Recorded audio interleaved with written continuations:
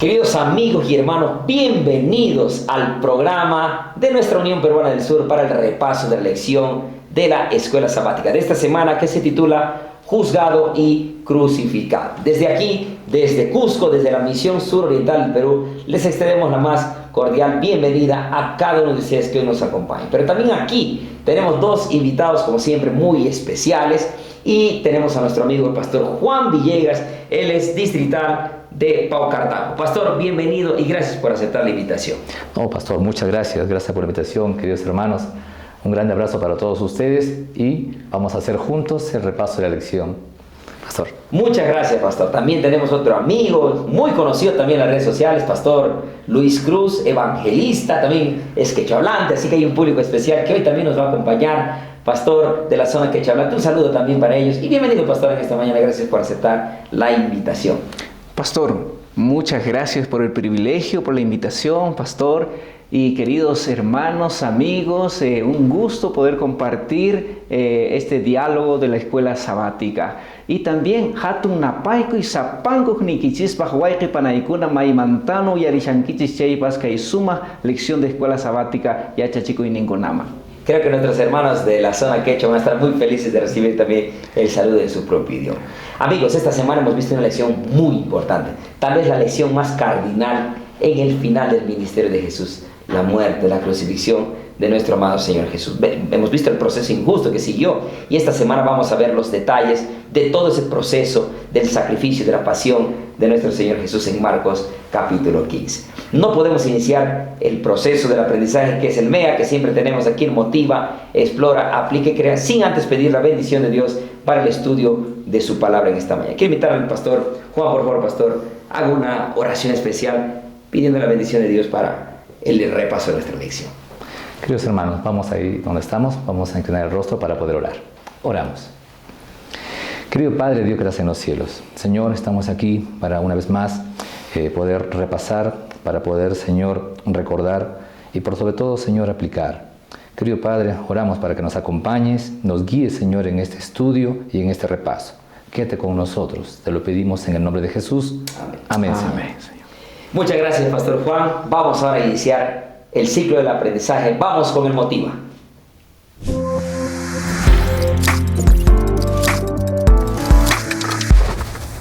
Como siempre, vamos a iniciar nuestra lección con el Motiva. Pastor Luis Cruz, queremos que nos introduzca en la lección con esta hermosa ilustración, anécdota que tenemos preparada para hoy.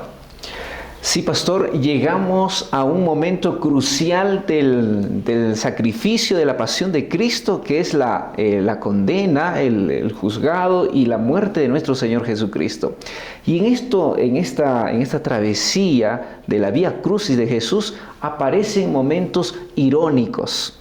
Es lo que resalta en cada momento de la Vía Crucis. Una ironía, pastor, tiene tres componentes. Uno, dos niveles de significado. Dos, que estos significados entran en un conflicto, en un contraste el uno con el otro. Y en tercer lugar, uno no asimila lo que realmente es lo original, ¿no? En ese sentido, dando un ejemplo, podríamos tomar el caso de Thomas Edison, quien fue el inventor de la bombilla eléctrica, ¿no? Y él fue el generador de eso. Sin embargo, un día, cuando ya había las compañías eléctricas, le llegó la factura a su casa por la luz. Y él exclamó y dijo, ¿por qué muy caro me llega? La ironía está en que Thomas Edison es el inventor y ahora tenía que pagar el de la luz, ¿no? Y también tenemos ahí una ironía, ¿no? Cuando Cristo estaba entrando a Jerusalén, pues todo el mundo le aclamaba, Hosana el bendito, el que viene en el nombre del Señor.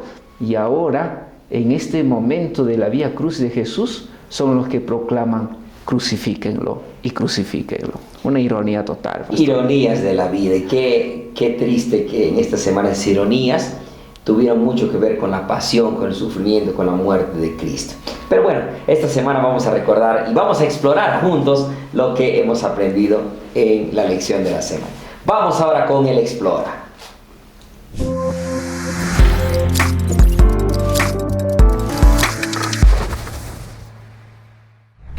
Para continuar con el estudio de esta semana. Esta semana hemos visto el corazón de la pasión de Cristo.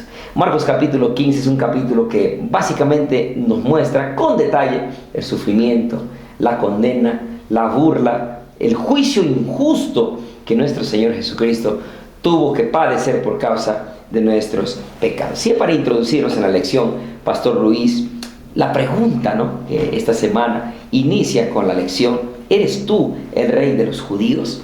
Para entender un poquito el contexto de lo que estamos hablando, en qué condiciones o en qué clase de circunstancias irónicas, como ya lo mencionamos, ocurren aquí, qué cosas irónicas ocurren aquí en el contexto del inicio del sacrificio de Jesús. Pastor Luis. Pastor, Jesús ahora es llevado por los fariseos, por los escribas, los sacerdotes, ante Pilato, ¿no? Y después de haber sido juzgado en el Sanedrín, ahora al llegar a Pilato, el pueblo tiene buscan una manera de cómo llevarlo a la condena, a la muerte a Jesús. En el Sanedrín vieron el punto de que sería condenado por blasfemia. Para ellos blasfemia era que se ponga como Dios. Ahora cuando lo llevan ante Pilato, buscan una manera y dice: condenémoslo por sedición. Es decir, pastor, proclamémoslo que él está proclamándose como rey de los judíos, y esto es una ofensa directa al emperador romano. Entonces fácilmente va a ser condenado a la muerte. Y es ahí, querido pastor, que cuando está frente a Pilato, el libro de Marcos 15:2 menciona: Pilato le pregunta a Jesús: ¿eres tú rey de los judíos? Respondiendo él lo dijo: tú lo dices. Y aquí viene la ironía, pastor.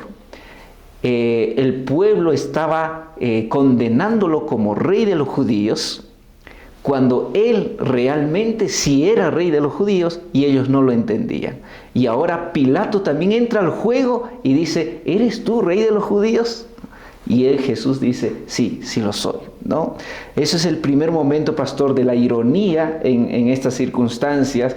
También después tiene que soltar a alguien en estas fiestas, ¿no? Era de costumbre soltar a un prisionero en estas fiestas de Pascuas, y ahí todo el pueblo dice: suelten a Barrabás y crucifiquen a Jesús.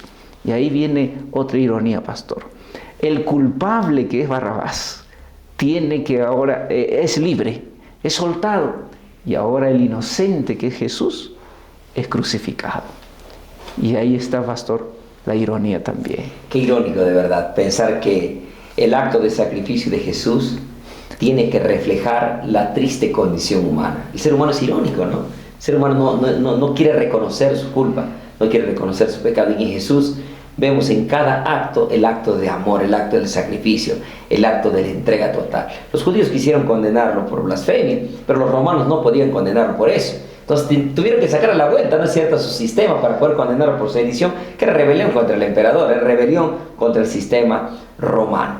Lo lindo de la historia es que Jesús nunca proclamó ni dijo algo que él no era. Él sí era el rey de los judíos, él sí es el salvador del mundo. Es más, era el rey del mismo emperador romano. Esa es la ironía más grande que podemos encontrar en esta parte. ¡Salve, rey de los judíos! Pastor Juan, introduciéndonos ya un poquito más ahí en la escena, cuando Jesús ya es llevado prácticamente para ser flagelado, para ser humillado por el pecado de todos nosotros. Pastor, ¿qué es lo que hicieron los soldados romanos contra el Señor Jesucristo? ¿Y qué importancia tiene esto? ¿Qué relevancia tiene esto para comprender la historia de la redención, pastor? Pastor, esta parte habla de detalles, y esos detalles marcan algo especial, queridos hermanos. La secuencia que detalla en esta parte empieza de esta manera. La primera: se despoja de su ropa. Se despojado de sus ropas. Recuerden ustedes que la desnudez era parte que los judíos obviamente no les gustaba en ese aspecto, ¿no? Declaraba de esa manera, ¿no? Pero toma razón. Era atado a un poste. Y tercero, era azotado con un látigo. Lo curioso de este látigo, que tenía dentro de ello trozos de vidrio, látigo, trozos de vidrio, de hueso, clavos. O sea, lo que iba a pasar Jesús lo que iba a ocurrir en ese momento iba a ser tan terrible. Luego, humillándolo, se le puso a él un manto de color púrpura, representando justo la imagen, ¿no?, de adorarle, ¿no? Por eso se le puso una corona de espinas, como representación, como mencionó el pastor, rey de los judíos. Esta ironía que menciona, porque se le decía salve rey, ¿no? Salve, como diciendo salve César, ¿no? Salve César, emperador. Hay más detalles con esto. Incluso menciona acerca de que Jesús recibió un golpe en la cabeza con una caña. Y eso me dejó también marcado, ¿no? Fue escupido. Yo aún recuerdo aquellos momentos de niño haciéndolo como manera de desprecio entre niños en unas peleas que miraba. El ser escupido era una degradación completa, y Jesús en muchas veces fue dado a ello, muchas veces, y se postraban ante él en forma de ironía, de burla. Jesús así soportó todo, pero todo en silencio. Y lo volvieron a hacer una y otra vez. Se postraban, como dijo el pastor, pensando en esa ironía, pero realmente se postraban ante el Rey, nuestro verdadero Rey, pastor. Y es así, pastor, porque esta escena, esta sucia escena, este sucio drama irónico, fue una parodia, una burla realmente, una parodia sarcástica de la coronación de un rey. Ellos lo coronaron con una corona de espinas, le hicieron las hosanas o los salve, como era el término que se utilizaba para darle la bienvenida o la gloria al emperador romano. Salve César, decían. Acá le decían salve rey de los judíos. Qué ironía que realmente estaban adorándolo. Qué ironía que realmente estaban ellos, sin darse cuenta, alabando a su Mesías, a su Salvador, a su Rey. Y esto nos introduce, después de esa flagelación, después de esa terrible humillación, desnudo. Muchos imaginamos que Jesús estaba ahí con algún tipo de ropa o taparrabos, diríamos. Y no es verdad, Jesús estaba expuesto pública y totalmente desnudo en esta flagelación. Porque era la manera en que el romano hacían pasar vergüenza. Lo desnudaban, lo flagelaban. Sabemos cuántos latigazos inclusive sufrió nuestro Señor Jesucristo en la espalda, con eso que le desgarraba literalmente, no solamente la piel, sino también hasta las costillas, con el dolor, con la flagelación que sufrió con el látigo. Y esto nos lleva a la siguiente escena. Luego Jesús es sacado del patíbulo, ese lugar donde recibió tortura, prácticamente de ella salió semi-muerto, con tanto golpe, con tanto derramamiento de sangre, porque el mayor derramamiento de sangre vimos esta semana que no se dio en la cruz, pastores. ¿Se dio dónde? Se dio ahí en el flagelo, en la cruz, en la parte previa a la crucifixión, en el latigueo que recibió nuestro Señor Jesús. Pero ahora vamos al siguiente punto, aquí en el punto de la crucifixión. Qué terrible y dolorosa ironía vuelta aparece aquí, pastor Luis, en el acto de la crucifixión, siendo que Jesús era un robusto predicador, ¿no? Pero qué terrible ironía y dolorosa vemos aquí, pastor. Sí, pastor, Jesús, después de la flagelación, ahora es llevado al Calvario, al Gólgota, donde va a ser crucificado. En este momento ya son cerca de las 9 de la mañana cuando Cristo es clavado y puesto en la cruz. Y ahí le colocan un letrero que dice el Rey de los Judíos. Eso es, y en 3 idiomas, ¿no? Y es ese momento irónico, ¿no? En son de burla están colocando, y en realidad sí es.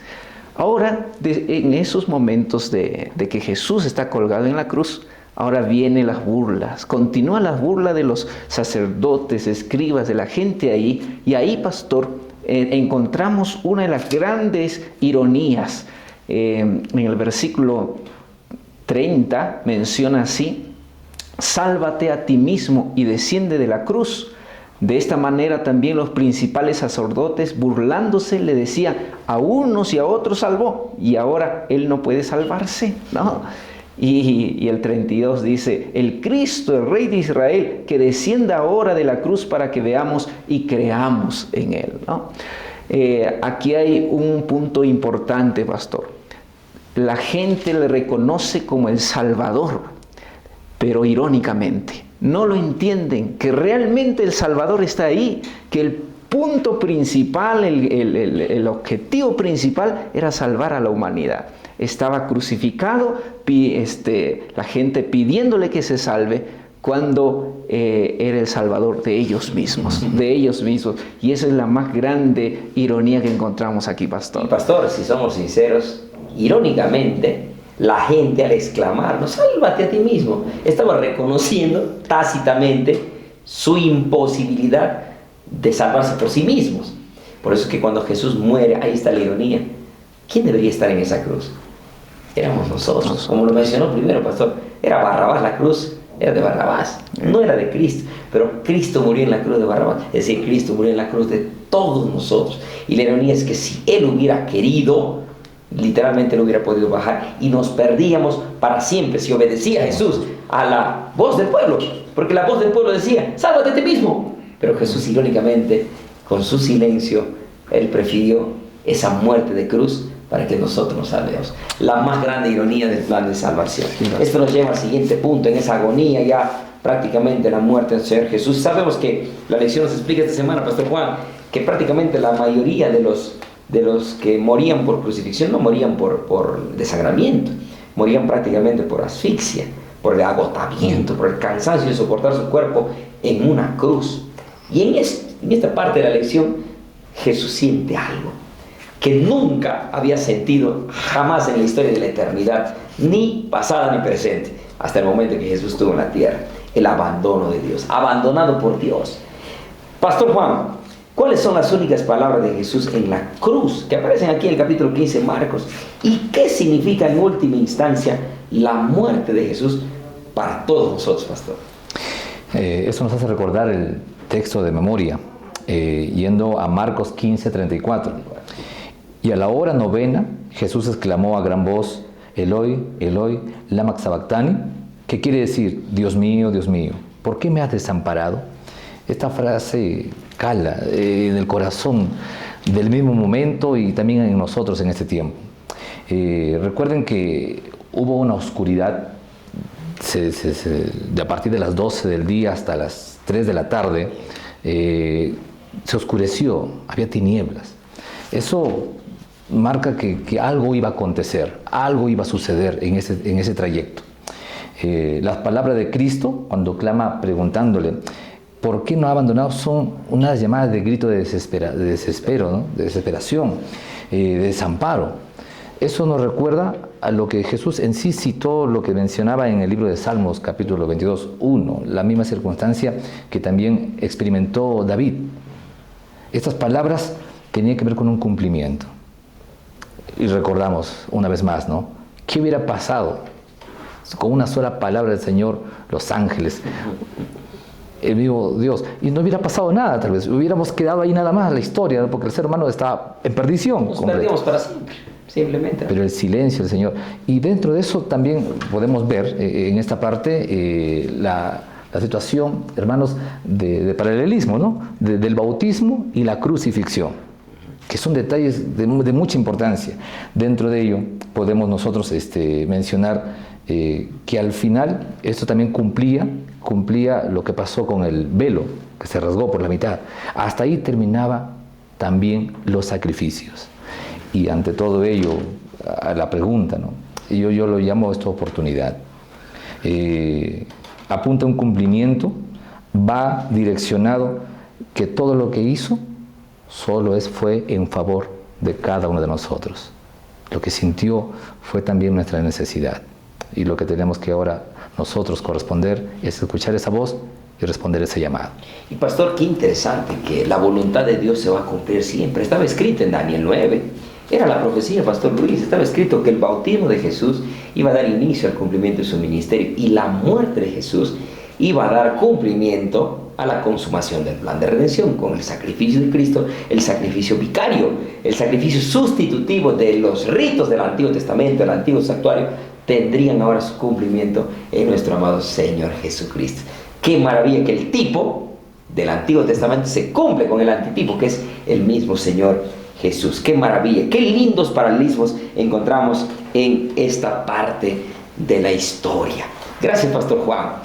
Continuando con la lección, sabemos que el peso del abandono, del desamparo, porque él sintió en realidad por primera vez en su historia, Pastor Luis, el Señor Jesucristo, que Dios lo había abandonado. No fue simplemente una mera repetición de lo que David dijo en el Salmo 22:1.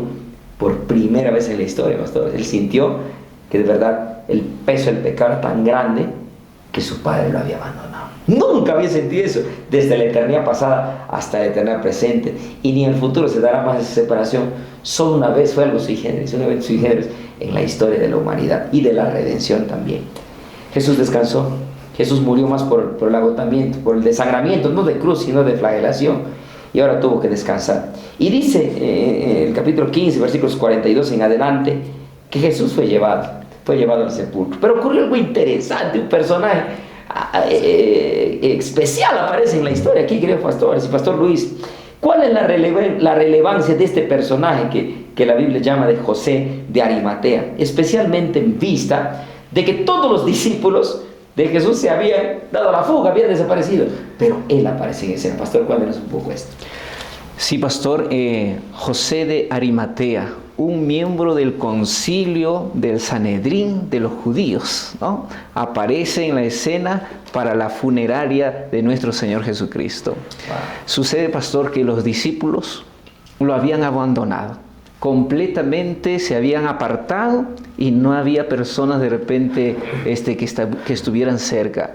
Solamente las mujeres piadosas, ¿no? Y José de Arimatea. Otra ironía, ¿no, pastor? Porque ¿dónde estaban los que estaban con él todo momento? Y más bien aparece alguien que nunca aparentemente estuvo ahí. Muchas veces Jesús les dijo a los discípulos: voy a morir, seré castigado, finalmente resucitaré al tercer día.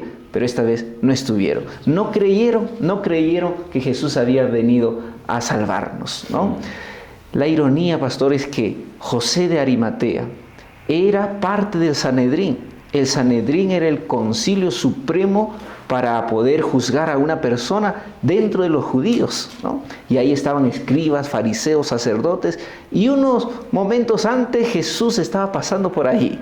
Ahí estaba condenado por los escribas y fariseos, y un miembro principal del Sanedrín, que es José de Arimatea, él sí tenía en claro que Jesús venía a poner su reino, pero un reino de cruz, de muerte, de salvación para nosotros, ¿no?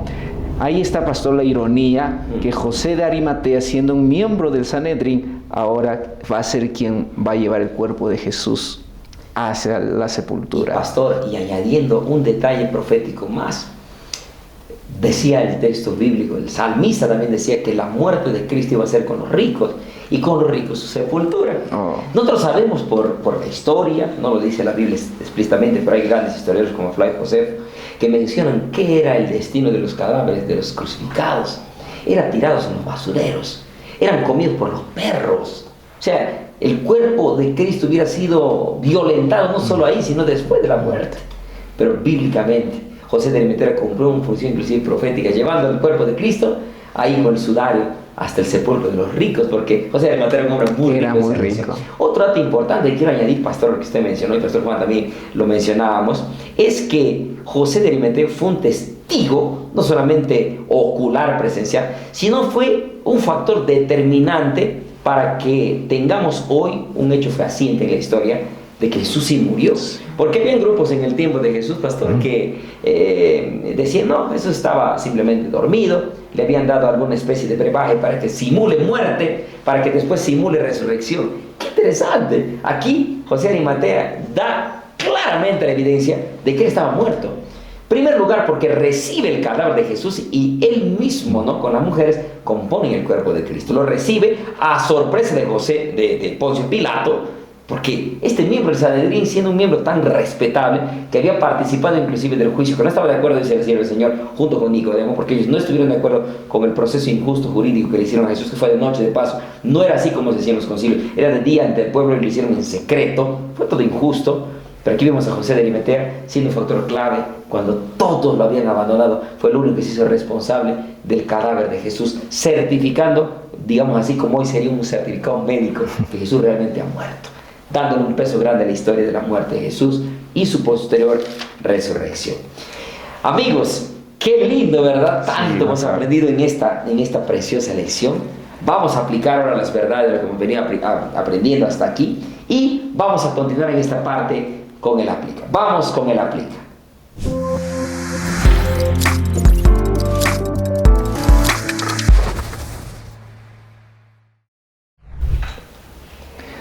Pastor Juan, después de haber aprendido tantas cosas lindas en esta semana, ayúdenos por favor, ¿cómo podríamos aplicar estas verdades de la lección en nuestra vida personal para la vida cristiana hoy en día? Pastor, dentro de las cosas que sucedieron, nos hace pensar, imaginar y llevar a tomar una decisión.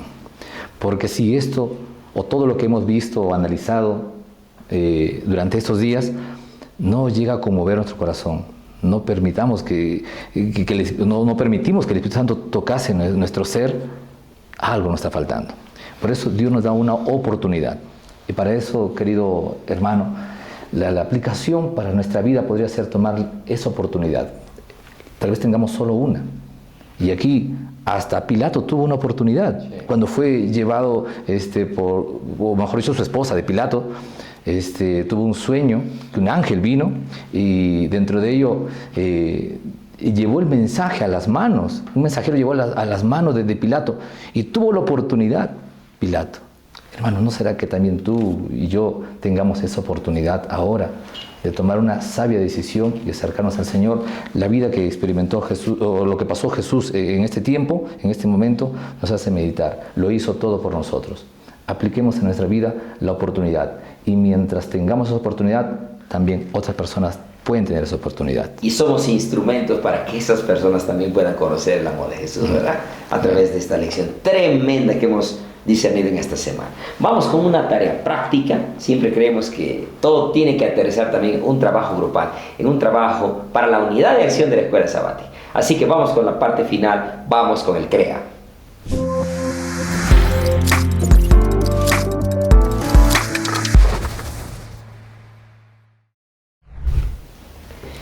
Pastor Luis, queremos dejar también una tarea, porque creemos que la unidad de acción de escuela sabática en conjunto también tiene que llevar una tarea, una actividad para poner en práctica en la lección de la semana.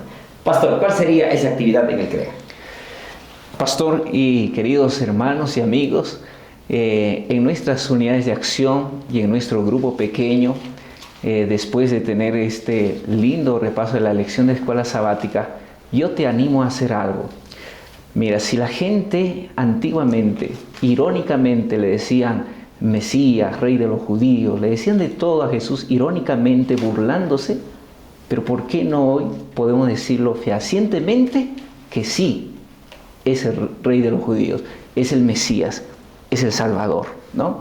Yo te animo a que en todas tus redes sociales, en todas, puedas colocar un post que diga Jesús es mi Salvador. Jesús es mi Redentor, ¿no? Él murió por mí. Y comparte esto a todos tus amigos, a todas tus redes sociales, y así también encontrar personas que de repente irónicamente están viendo a Jesús como algo lejano, pero podemos darle los estudios bíblicos y llevarles al bautismo, que es el simbolismo de la aceptación de la muerte de nuestro Señor Jesucristo. Pastor. Proclama como Rey, como tu Rey, como el Rey de tu vida, Jesús, en todos los medios, ¿verdad? Amén. Y mucha gente conocerá también al Salvador del mundo a través de ti.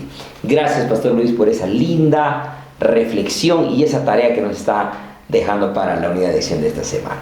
Amigos, estamos llegando prácticamente al final del repaso de nuestra lección de esta semana, la pasión de Jesús. Qué maravilla saber hoy que aunque Jesús fue injusticiado, aunque Jesús sufrió la flagelación, sufrió la muerte, pronto veremos en la lección de esta semana que la muerte no cerró, la muerte no culminó con la vida de Jesús, porque dará paso a la vida eterna con la resurrección de Cristo, que es el símbolo más grande de la victoria sobre el pecado y sobre la muerte también.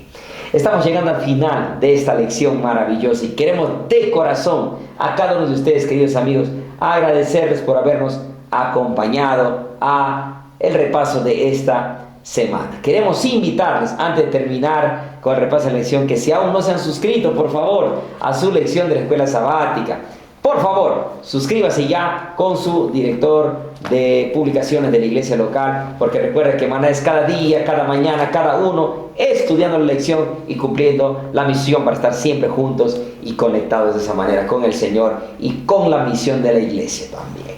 Queremos terminar con la lección y queremos pedirle a nuestro amigo Pastor Juan, por favor. Pastor Juan, como iniciamos, queremos terminar orando también, Pastor. Queridos hermanos, vamos a inclinar el rostro ahí donde estamos y hablemos con Dios. Oremos. Querido Padre, Dios que estás en los cielos, Señor, tenemos una invitación y no podemos dejarla en espera. Oramos, Señor, para que cada persona que está escuchando, Señor, pueda tomar esa decisión, pueda reflexionar en toda la historia, en cada detalle, pero sobre todo, Señor, una decisión, una firme decisión, Señor, acercarse más a ti. Gracias por acompañarnos. Gracias, Señor, por darnos esta oportunidad. Bendice a cada familia, a cada hermano, a cada iglesia, Señor, que ha escuchado tu mensaje. En tus favores, Señor, te lo pedimos confiando en el nombre de Jesús. Amén. Señor. Amén. Muchas gracias, Pastor Juan. Muchas gracias, Pastor Luis. De verdad ha sido una bendición tenerlos. Y gracias a cada uno de ustedes por habernos acompañado en el repaso de esta semana. El Señor los bendiga a cada uno de ustedes y un abrazo para todos. Hasta otra oportunidad.